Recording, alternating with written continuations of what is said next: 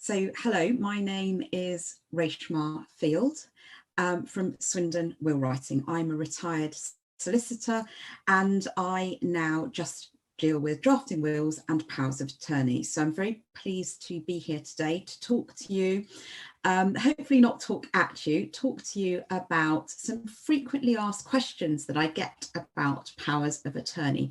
So these are things that people ask me on almost a daily basis, so I thought that would help, and it also then covers quite a lot of detail about powers of attorney. There's quite a bit to get through, so if you've got any questions, can you pop them in the chat box? I will see them pop up and I'll either answer them at the end, or if they're relevant to what I'm talking about at the time, then I'll try and pick them up and get back to you as soon as I can. I meet clients on a daily basis to talk about powers of attorney, but so of course I know everything about them, but there are some things that clients often get confused about, and one of the first things I'm going to tackle, and a question that gets asked all the time, is what's the difference between a will and a lasting power of attorney? So it might seem obvious to some of us here, but for a lot of my clients, they get very confused. So if you think of powers of attorney and wills as two completely separate documents, they're both legal documents, but a will deals with what happens when somebody has passed away, whereas a power of attorney is a separate legal document and it deals with what happens whilst you are alive, but you're no longer able to manage either your financial affairs or your health and medical decisions. And the power of attorney can generally only be used if you have either lost mental capacity or, in the case of the financial power of attorney, you've lost physical capacity. So they're two separate documents, and clients often get confused, and they will talk about wills and powers of attorney as if they're the same thing. And as you can see, they're very, very different. They do two different things. So the second question that I'm asked a lot is what are powers of attorney? What do they do? So it's a very generic question. So people have heard about them. If some people have had experience, obviously, where they might have elderly relatives where they've actually been appointed as an attorney, but a lot of people know generally what they're about, but not exactly. So in summary, there are two kinds of powers of attorney. There's one power of attorney that deals with your money and your property, and another power of attorney that deals with your health and your general welfare. So again, two separate legal documents. And you can appoint attorneys in both of the documents, and very often people will appoint the same attorneys. So I'll give you the most common example that I have is I will have a married couple and they've got adult children. And if you're in this position, and they would say, well, we need to get some powers of attorney in place, so we may as well appoint each other as our attorneys and also the adult children. So they'd appoint the same attorneys in their power of attorney for property and money, and also for their health and welfare. So there are two types of lasting power of attorney. And they're called lasting because they last beyond your mental capacity. So they keep going. And they replaced, some of you may have heard of enduring powers of attorney, they replaced enduring powers of attorney. So now you have these two separate legal documents that you can have made. So one of the other questions I get asked is, well, who should I appoint as my attorneys? And the example that I just gave, that is probably the most common example I have. If you've got adult children, if you've got a spouse, you're probably going to appoint your spouse and your adult children, but you must absolutely trust your attorneys to always act in your best interests. For example, in the property and financial power of attorney, they will have the ability to access your bank accounts. They can literally take money out of your account. They can buy and sell your home.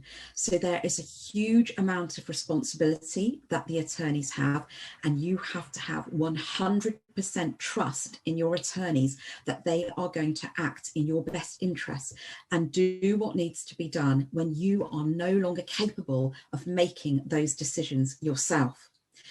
In your health and welfare power of attorney, one of the big decisions that your attorneys can make is about life-sustaining treatment.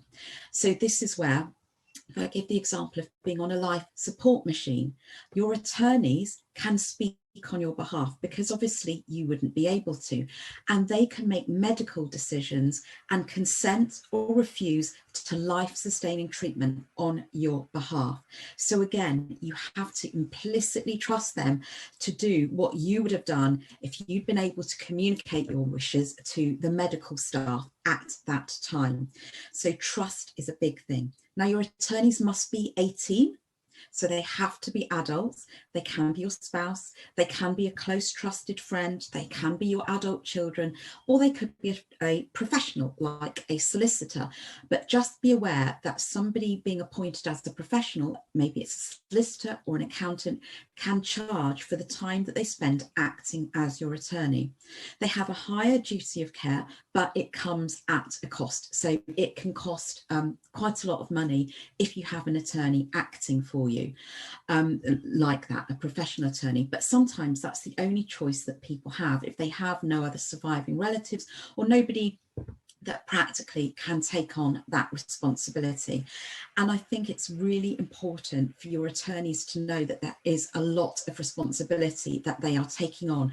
So have those open conversations with your attorneys, talk to them about your medical wishes, talk to them about what you would do financially, if you're no longer able to make decisions. The more that you communicate and let your wishes known to your attorneys whilst you can, the better, because then you know that if you lose mental capacity, your attorneys are going to be doing exactly what you want them to do. So the next question I get asked is, how many attorneys can you have? And you can have as many as you want. But I would probably say between 2 to 4 attorneys at the most. So I always generally advise people to have more than one attorney appointed, because if something happened to that attorney, they became mentally incapable, they couldn't manage doing things on your behalf, or they died, you'd then have nobody as an attorney. So if you have another attorney appointed, you know that you've at least got 2 people that could act on your behalf. And I always appoint my attorneys jointly and severally. And what that means is your attorneys can act by themselves or together. So you wouldn't need all attorneys to agree to everything and to co-sign everything, for example. But with that, you have to know that your attorneys are going to get on. There's not going to be anything worse actually, than attorneys not getting on, because it will mean that no decisions are made on your behalf. So if your attorneys, excuse me for that, if your attorneys are not getting on, then practically they are not going to make any decisions and nothing's going to move forward. So think about having more than one attorney appointed, and just make sure those attorneys can get on and they're going to be able to practically manage things for you. Right, okay, so the next question I ask is, when can your attorneys start to help you? And it happens at different stages depending on the 2 types of powers of attorney that you have. So with the power of attorney that deals with money and property, once the power of attorney has been registered, and I'm just going to backtrack, because your powers of attorney, once you've signed them, they're there ready, but they can't be used until you've registered them. And they have to be registered at the Office of the Public Guardian. And there's a registration fee, and it's £82 per power of attorney. So if you were getting 2 powers of attorney drafted, you'd have to pay 2 times the registration fee. So it's £164. Now they must be registered. before they can be used. So that's the first thing. You can't start using them until they have been registered. Once they have been registered, if you have the power of attorney that deals with your money and your property, that can actually be used straight away. So if I've got these two powers of attorney and actually I'm just finding it difficult to get out and about and do things physically, or I've got an illness which means I can't sign very well, then I might say to my attorneys, look, I think I need you to take over and start doing things for me physically that I can't do in respect of my finances. So can you go to the bank and take this money out? Can you pay this bill?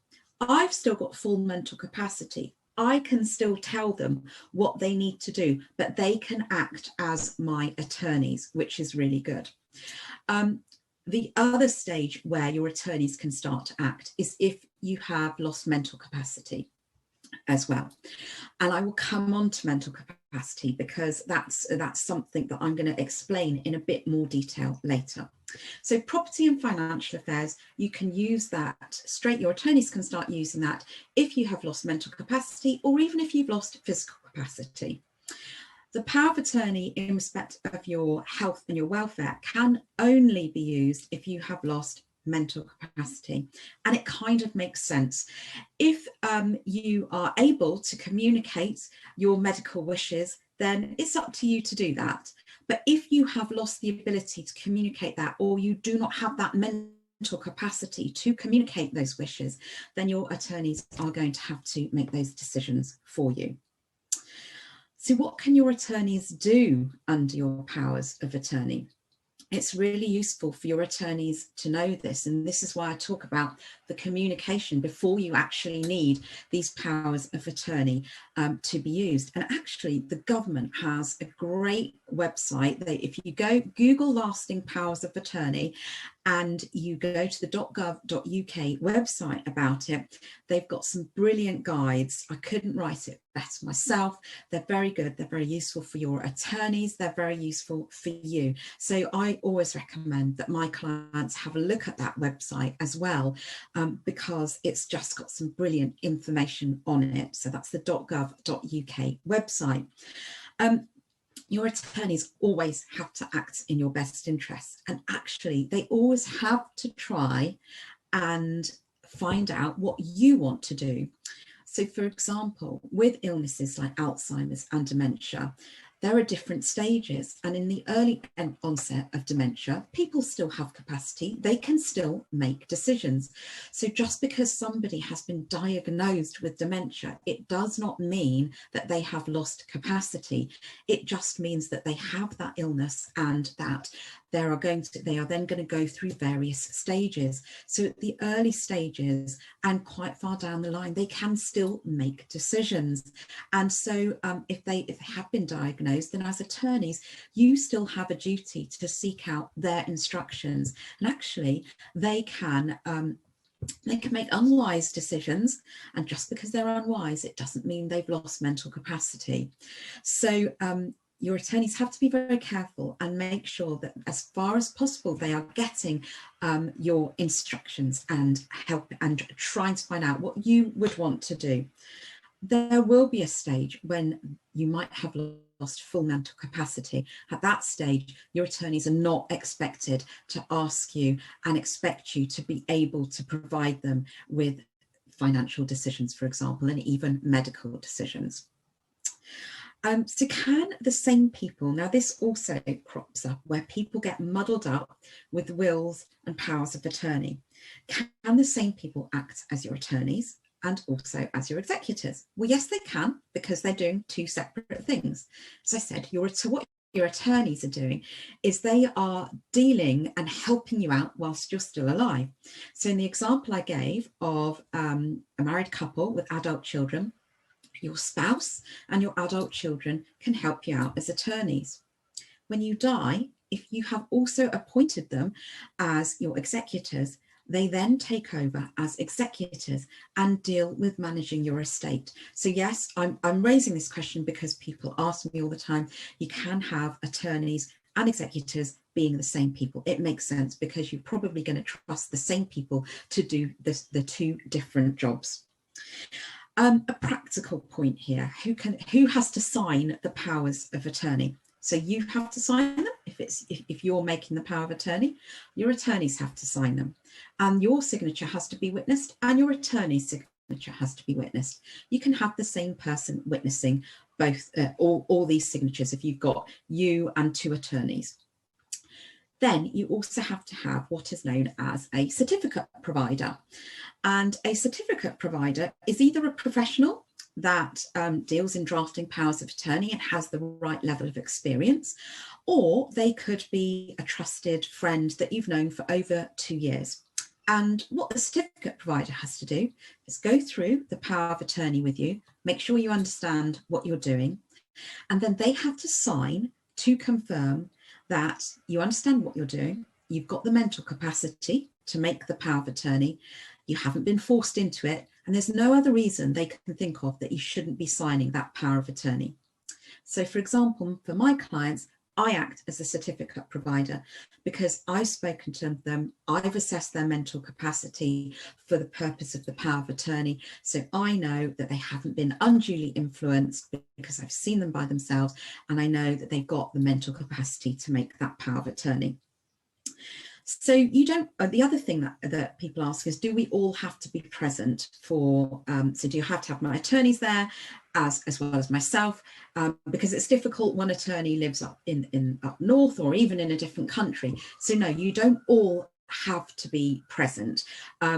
I often get the person that makes the power of attorney to sign it first, and then the attorneys will sign it at a later date. So you don't have to worry about that too much. And I've just seen that Rachel has kindly put the link to the government website in the chat box as well. So you've got your powers of attorney and you've registered them. Then you have a change of heart, or you fall out with one of your attorneys.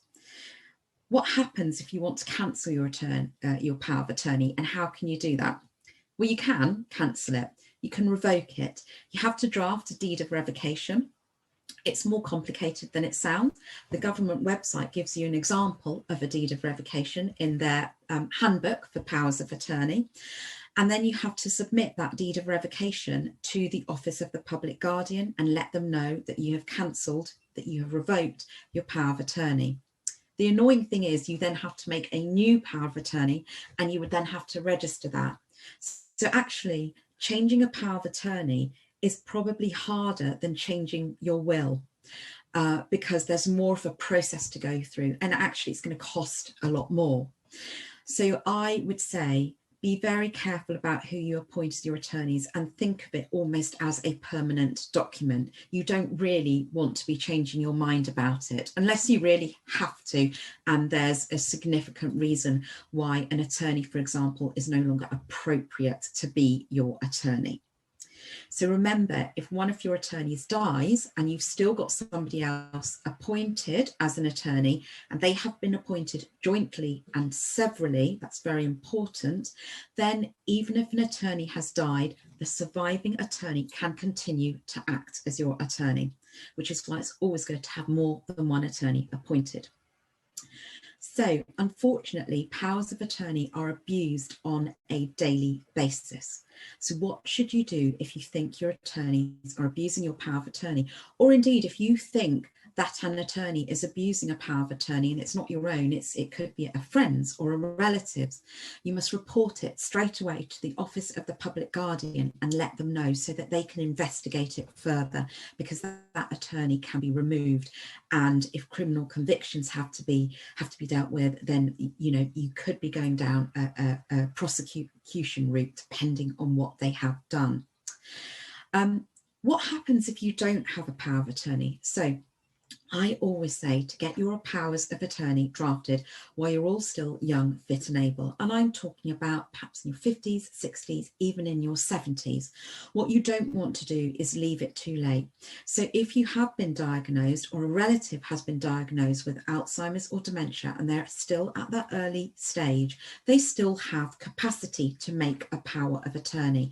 And I would strongly advise them to get it done straight away and not to delay.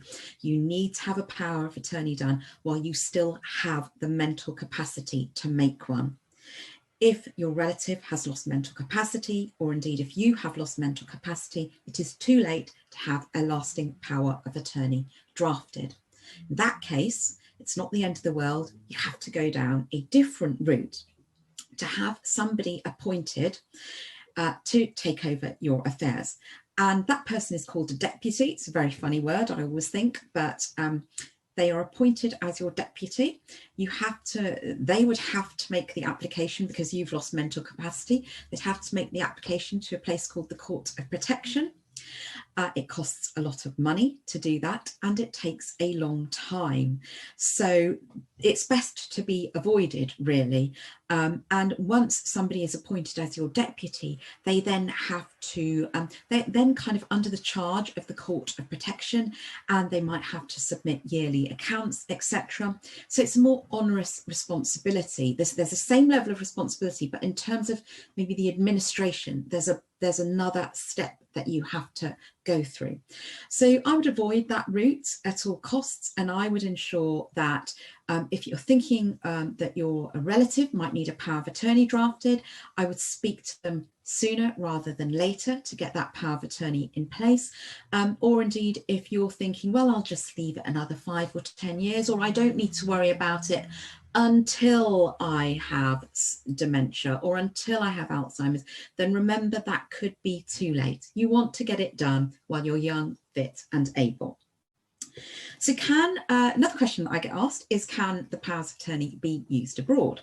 Now, strictly speaking, they're only applicable in England and Wales. So you'd need to check with the country whether they would recognise that power of attorney. And quite a lot of countries do. So, you know, I wouldn't be put off, but sometimes you might have to get a separate power of attorney drafted in that country if you're trying to sell a foreign asset, for example.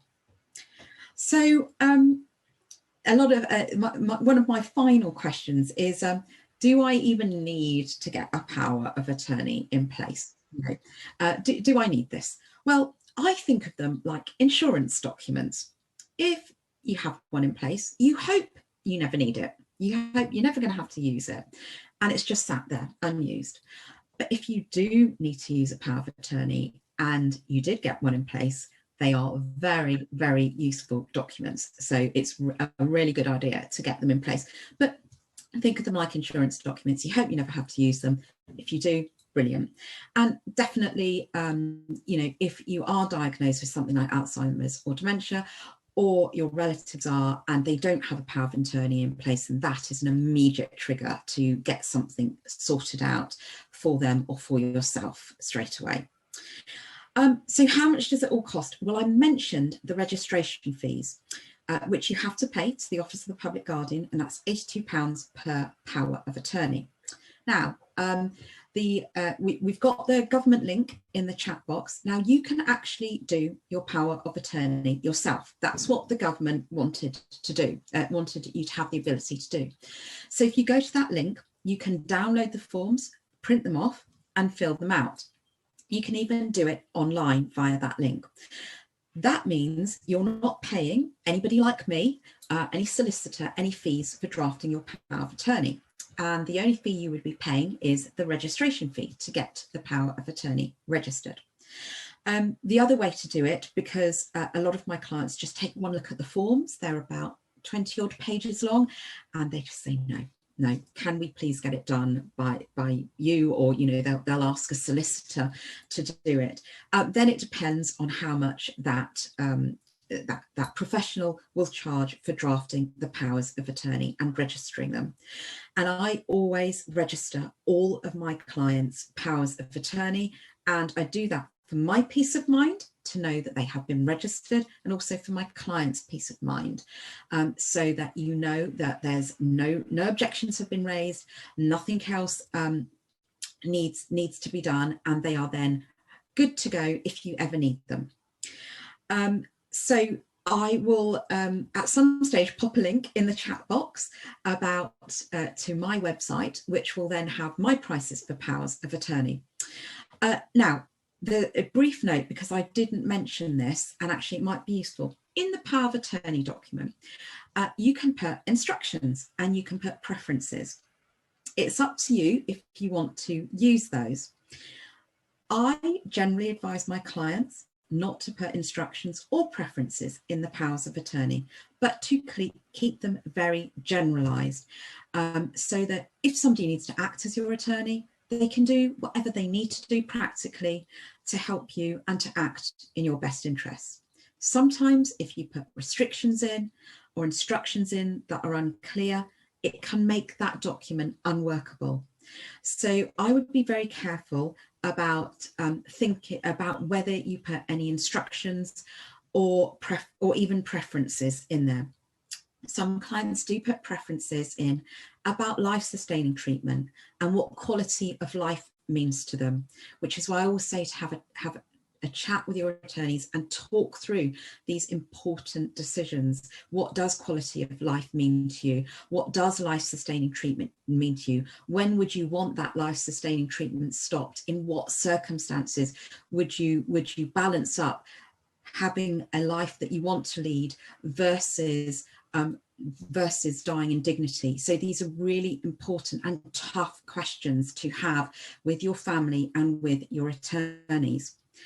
The other question that I get asked a lot is, do I need to notify anyone? Generally, I don't tend to notify people because you generally have the people that you want involved as your attorneys. I would probably advise notifying people if, for example, you've appointed a friend as an attorney and you want your relatives notified that that's what you've done. And the people that are notified could then raise any objections, or if they felt that you were being forced into the power of attorney, for example, they could raise objections with the Office of the Public Guardian. So I have come to the end of my my presentation, my talk about powers of attorney. I don't know if anyone has got any questions that they would like to ask now. If so, they can put it in the chat box, or I don't know if Rachel or Kevin want to take you off mute. I'm more than happy to answer questions, but I have, as I said, all the questions that I've just been through, I've put them in one document, an FAQ for lasting powers of attorney. It's available in the chat box now, and hopefully it will be on my website as a link very soon. If you want to speak to me about that, then I'll put my contact details in the chat box as well. But that's the end of the presentation. I hope it was useful to everybody, and it was lovely to see you all.